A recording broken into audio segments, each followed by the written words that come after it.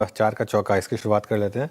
सस्ता option trade लेंगे अरुण मंत्री जी से, उसके बाद चलेंगे हम आशीष बहेती जी के पास एफएनओ सुपरस्टार के लिए, गावस्कर के पास चार्ज का चमत्कार के लिए, और मिड कैप फंडा के लिए धर्मेश जी हैं हमारे साथ। तो अरुण जी बताइए आपका सस्ता ऑप्शन।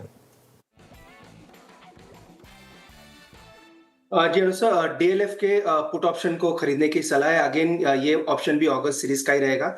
630 के पुट ऑप्शन को खरीदने की सलाह रहेगी।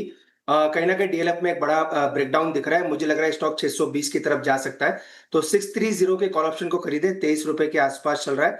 18 रुपए का स्टॉप लॉस लगाना है और 34 तक के टारगेट 630 के अगस्त के कॉल ऑप्शन में आ सकते हैं।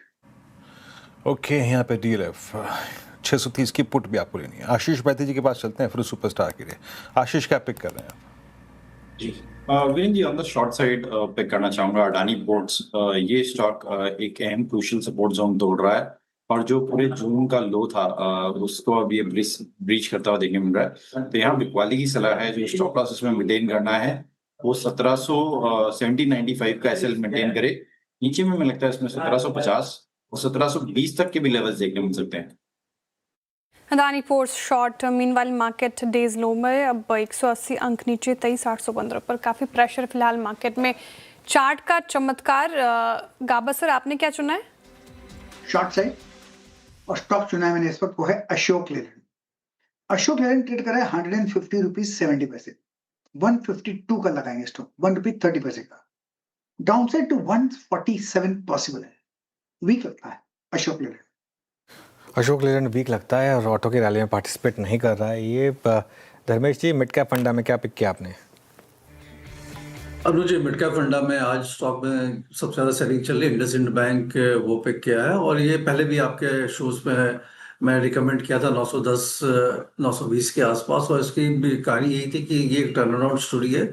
यहाँ से हर क्वार्टर सिक्वेंशियली आपको इसमें इंप्रूवमेंट नजर आते हुए दिखेंगे, जो कि Q1 के नतीजे के बाद कन्विक्शन और बढ़ गया है। इंप्रूवमेंट जरूर नजर आया, हर पैरामीटर्स पर नजर आया। चाहे आप क्रेडिट कॉस्ट की बात करें, वो गिरता हुआ नजर आया है।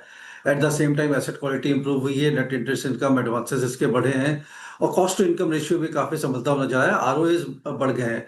Q2, Q3, Q4 में यहाँ पर और ट्रैक्शन मिलेगी। मैनेजमेंट काफी कॉन्फिडेंट साउंड किया और मैं मैनेजमेंट से सहमत हूँ कि ये इनका लास्ट वर्स्ट क्वार्टर था उस हिसाब से देखे।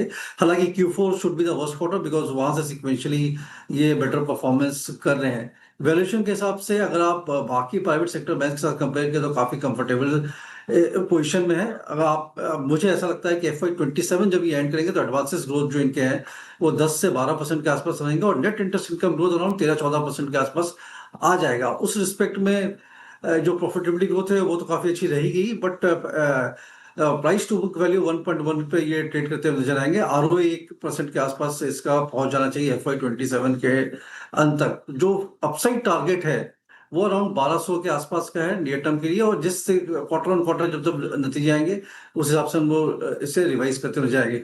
तो हो सकता है कल फॉलो अप सेलिंग भी मिले, आज की सेलिंग पे ये रुकेगा नहीं। तो कल फॉलो अप सेलिंग में अगर नीचे आता है तो वहां पर भी बाई करने की सलाह रहेगी। चलिए, नीचे आए तो बाय करने की सलाह रहेगी। मीनवाइल वीरू, हम बात